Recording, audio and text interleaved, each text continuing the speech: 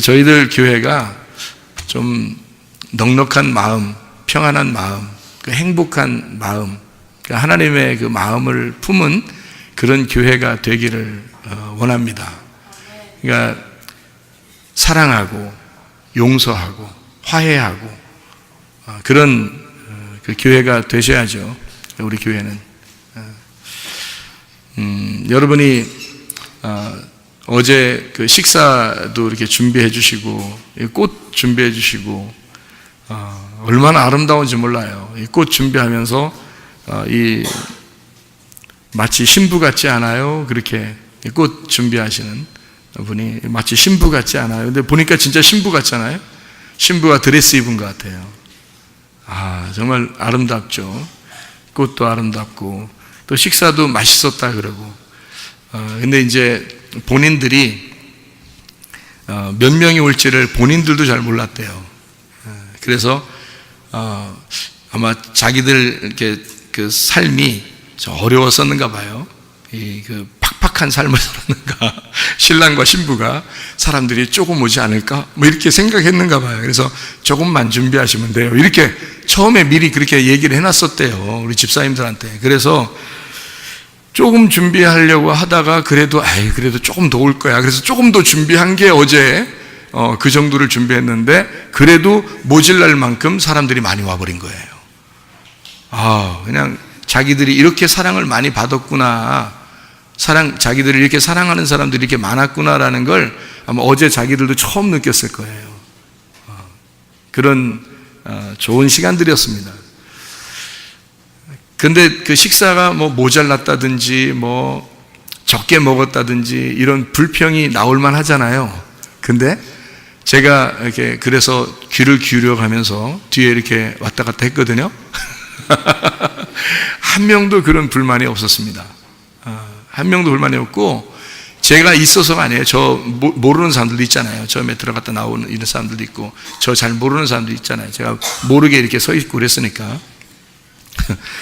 그런데 사람들이 나가면 자기들끼리 하는 얘기가, 야, 결혼식 진짜 아름답다. 야, 이게 멋있다. 이렇게, 야, 우리 딸도 이렇게 결혼했으면 좋겠다는 사람도 있고, 야, 우리들도 이렇게 결혼했으면 진짜 좋았겠다. 뭐 이런 얘기를 하면서 나가더라고요. 자기들끼리 얘기하는 거예요. 저 보면서 얘기하는 거 아닙니다. 자기들끼리 하는 얘기가, 야, 결혼식 이렇게 아름다운 것도 있구나.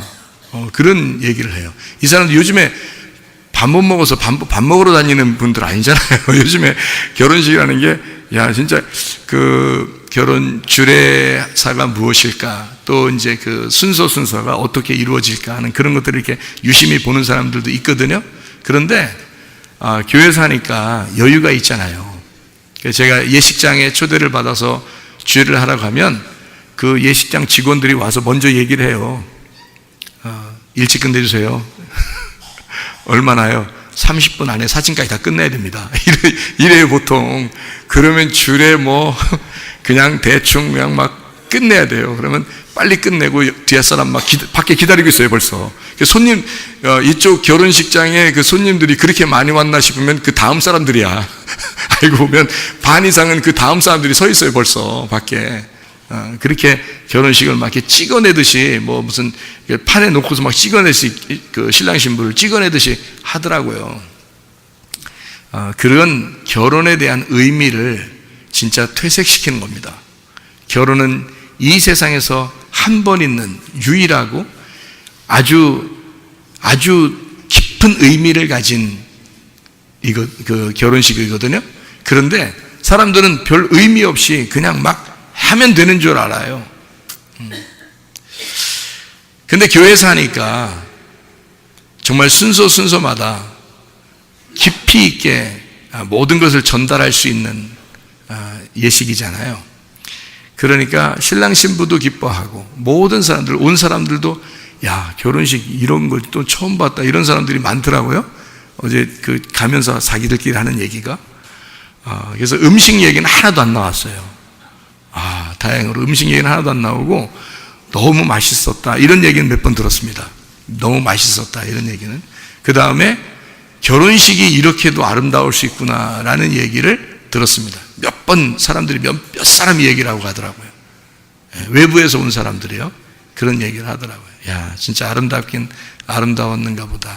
그렇게 신랑 신부도 정말 빛을 내주었고 아름다웠고, 여러분이 다 같이 힘을 모아서 이렇게 결혼식을 만들어 나간 거죠. 결혼식 돈 많이 들고 뭐 어떻게 크게 뭐 보여주고 뭐 그래야 결혼식 하는 거 아니에요, 여러분. 진짜 결혼식은 예전부터요, 교회에서 이루어졌었습니다. 근데 식사하는 것 때문에 불편해서 교회에서 안 하기 시작하다가 교회 사람들도 대부분 다 예식장에서 하기 시작한 거예요. 지금도 외국에, 미국 같은 데는요, 다 교회에서 합니다. 예식장이 따로 없죠. 교회가 예식장이니까. 그렇게 다 다른 나라에서는 교회에서 장례식과 예식장을 같이 하거든요. 그 교회 본당에서 장례식도 결혼식도 같이 해요. 그렇게. 예식장이 따로 없거든요. 그런데 요즘에는 편리를 위해서 그렇게 했는데 오히려 의미를 다 퇴색해버립니다. 그런 결혼. 근데 우리가 한번 만들어내보자. 만들어 나가는 교회, 예배, 결혼 예배. 그래서 밥을 이렇게 다 준비하고 이렇게 해줬잖아요. 근데 신랑 신부를 보면서 야, 내가 너 밥 먹여서 결혼시켰어. 뭐 이런 얘기하면 안 돼요. 너 밥 먹여서 결혼시켰어. 이런 얘기하면 큰일 납니다. 오히려 어떻게 해요? 부모가 자녀에게 생일상 차려두듯이, 그렇죠? 부모가 자녀에게 생일상 차려두듯이 그렇게 해주는 거예요. 그게 아름다운 교회 아닙니까? 그 기쁨 있고, 부모가 애들한테 생일상 차려주면서 너 갚아 이런 사람 없잖아요. 그런 부모 없잖아요. 그냥 기쁘잖아요. 그냥 생일상 차려주는 거, 이 아이가 생일에 기뻐했으면 좋겠다, 다 그러잖아요. 그게 교회예요. 그게 신랑 신부에게 대하는 태도라고요. 야, 내가 너 밥 먹여서 결혼시켰어. 내가 부모와 같아. 오히려 그래서 내가 너의 결혼 생활을 앞으로 계속 쭉 지켜볼 거야. 무섭게. 이건 아니고 무섭게 지켜보는 게 아니라 쭉 지켜보면서 기도해 줄 거야. 내가 부모와 같으니까. 이해하겠습니까? 이런 아름다움이에요. 주는 사람, 받는 사람, 서로가 아름다운 가족 같은 그런 교회, 우리 교회이어야 합니다. 이게 혼인잔치라고 하는 거죠. 교회, 성경에서 말하는 혼인잔치입니다. 요한계시록 19장의 7절부터 9절까지의 이 말씀은 혼인잔치예요. 혼인잔치. 혼인잔치 아시죠? 잔치하는 겁니다. 근데 뭐가 풍성하냐면 음식이 풍성해야 되잖아요. 근데 다음부터는 음식이 더 풍성하겠지만은 기대해 보세요. 더 풍성하겠지만 말씀도 더 의미적으로 풍성한 그런 예식, 혼인잔치, 음식이 풍성한 곳, 예수 그리스도가 우리의 음식이 되셔서 그 음식을 먹고 마시는 풍성한 잔치. 그래서 우리 교회가 늘 혼인잔치이어야 합니다. 혼인잔치와 같은 예배, 늘 매주마다 예배드리는 이 예배가 늘 혼인잔치와 같은 예배. 그래서 어제 주례사를 한 것을 그대로 제가 다시 한번 리뷰하면서 설교, 그러니까 결혼 설교에 대한 내용을 한 번 더 여러분에게 말씀을 나누고자 합니다. 똑같이 같이 말씀을 나누고자 합니다.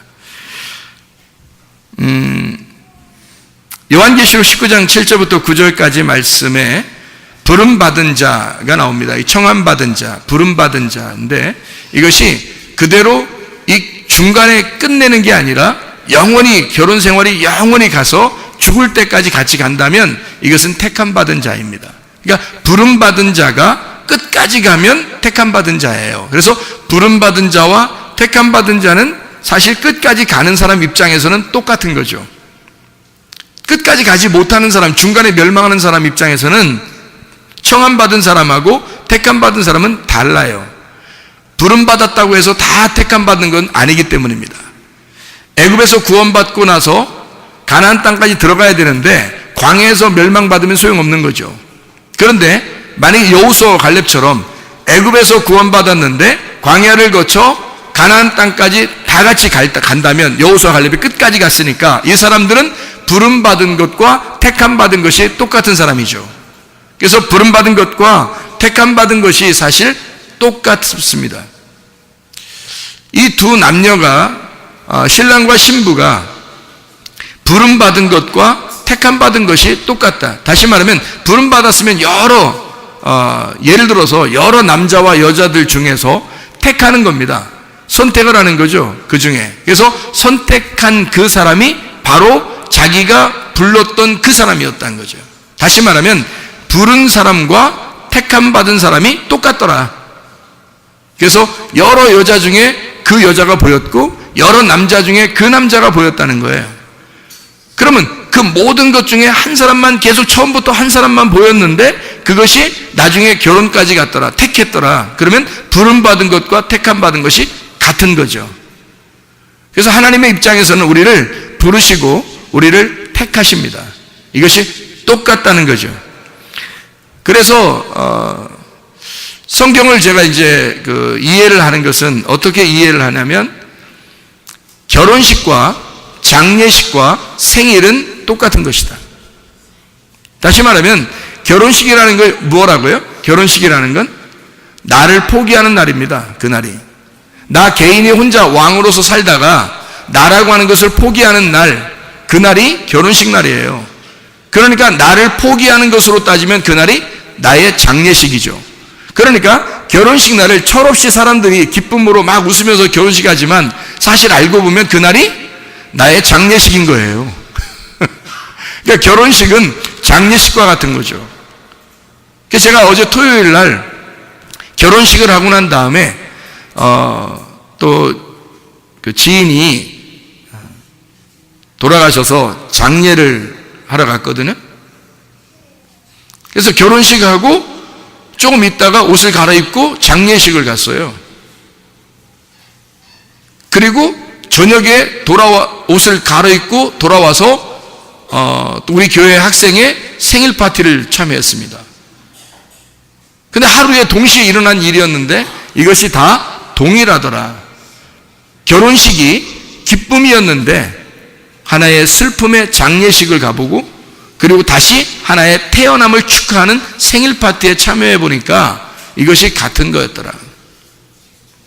그래서 결혼식을 장례식이라고 부를 수 있겠다라는 얘기예요.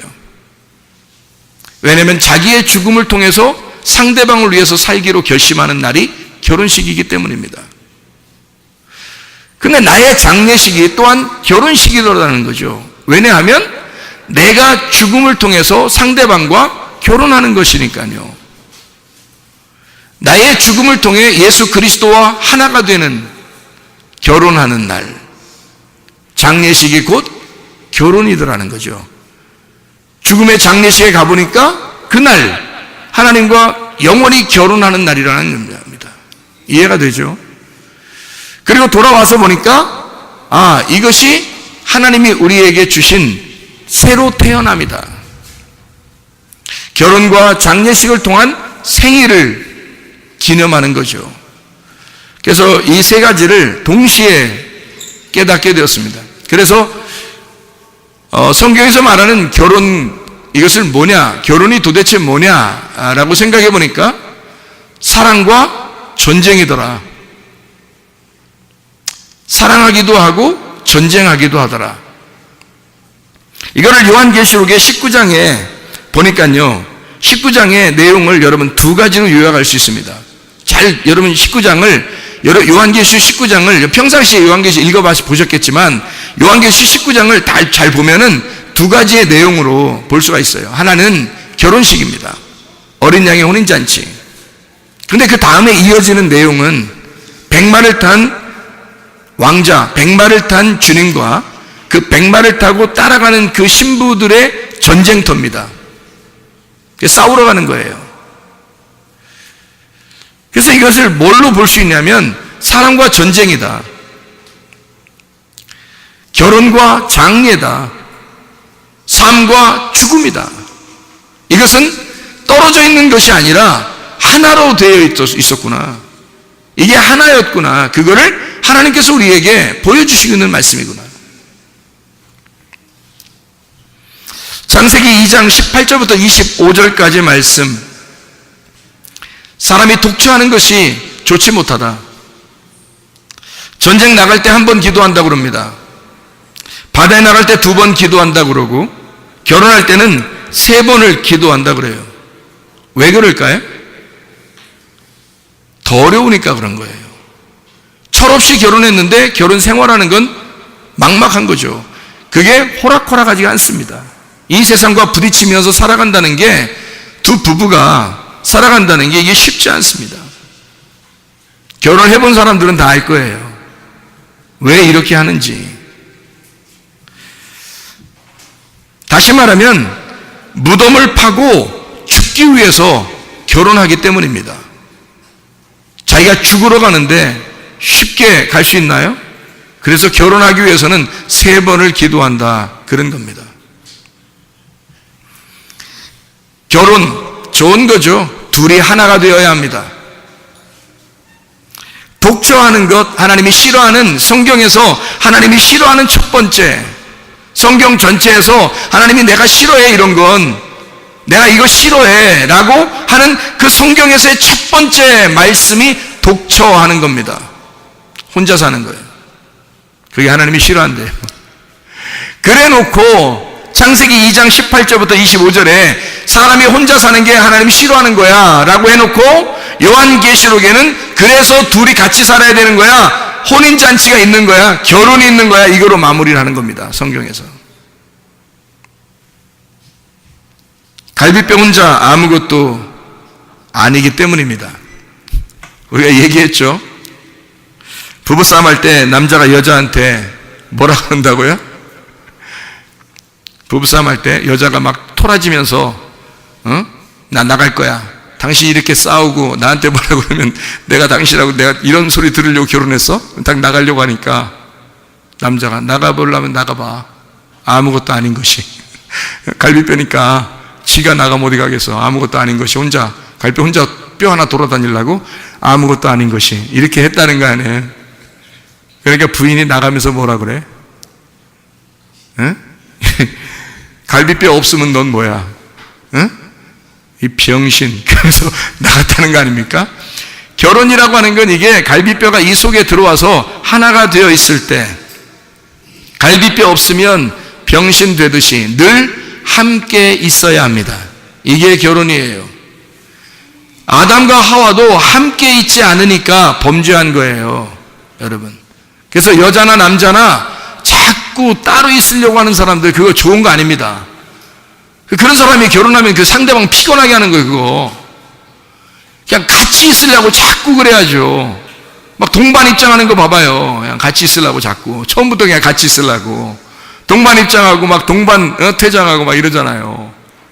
그게 얼마나 감사해요. 함께 있으려고 하는 거, 그게 부부여야 합니다.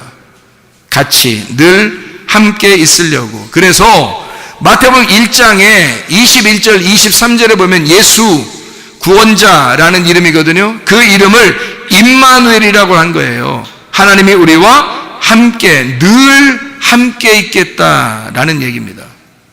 하나님이 늘 우리와 함께 있으면 기독교인들에게는 뭔지 알아요? 기독교인들에게는 늘 전쟁입니다.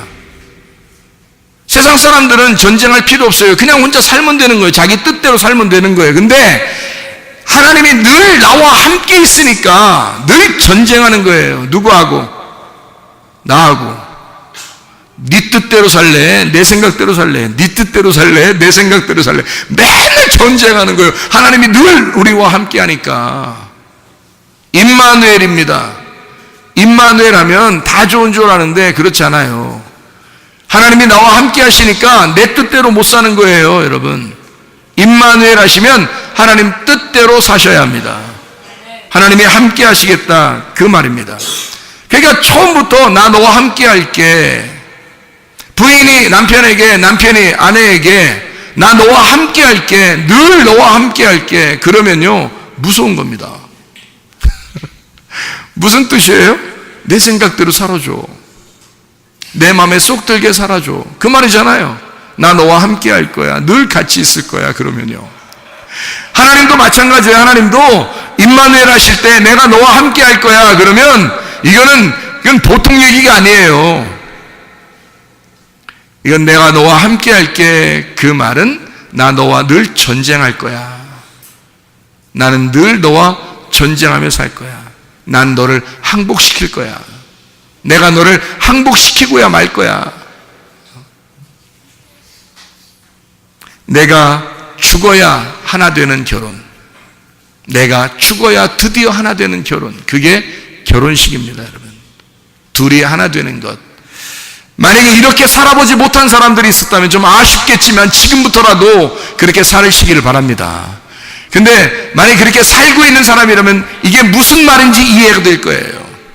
그리고 지금 시작하는 신랑 신부들은 이게 무엇인지 아마 이렇게 살아가야 되겠다라고 오늘 말씀을 듣는 거고요.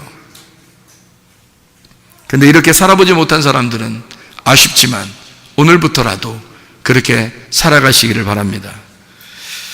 둘이 하나 되는 것. 마가복음 10장 6절부터 9절에 창조시부터 저희를 남자와 여자로 만드셨으니 이러므로 사람이 그 부모를 떠나 그 둘이 한 몸이 될지니라. 이러한즉 이제 둘이 아니요 한 몸이니 그러므로 하나님이 짝지어 주신 것을 사람이 나누지 못할지니라 하시더라. 둘이 한 몸 된 거. 에베소 5장 22절부터 33절까지 말씀. 아내는 복종하고 남편은 사랑해야 합니다. 베드로전서 3장 7절 말씀. 남편 된 자들아 이와 같이 지식을 따라 너희 아내와 동거하고 저는 더 연약한 그릇이요 또 생명의 은혜를 유업으로 함께 받을 자로 알아 귀히 여기라. 이는 너희 기도가 막히지 아니하게 하려 함이라. 부부싸움하면 기도 돼요 안 돼요? 기도 안 됩니다. 부부싸움하면요 기도 안 돼요. 잘 용서해야 기도되고요, 화해해야 기도되고요, 사랑해야 기도됩니다. 부부가 둘이 하나가 됐을 때는 어쩔 수 없이 하나님 앞에 교통하고 기도하기 위해서라도 둘이 자주 싸우면 안 됩니다. 싸우면 바로 화해해야 합니다. 둘이 갈라서면 안 되는 거예요. 그래서 남편들은 지식을 따라 아내와 동거하라 그랬습니다. 알고 결혼하라는 얘기예요. 알고 결혼 생활하라는 얘기예요. 근데 잘 알고 결혼 생활하는 사람들이 많지 않습니다. 그냥 철없을 때 결혼하고 지나다 보니까 후딱 지났고 지나다 보니까 애 한둘 나니까 정신없어지게 살다 보니까 나이가 먹었고 그러고 나니까 이제 늙었고 이러니까 후회스러워. 알고 결혼해야 합니다. 그리고 결혼 생활은 알고 하셔야 합니다. 지식을 따라 분명히 결혼 생활을 하도록 돼 있으니까 성경에서는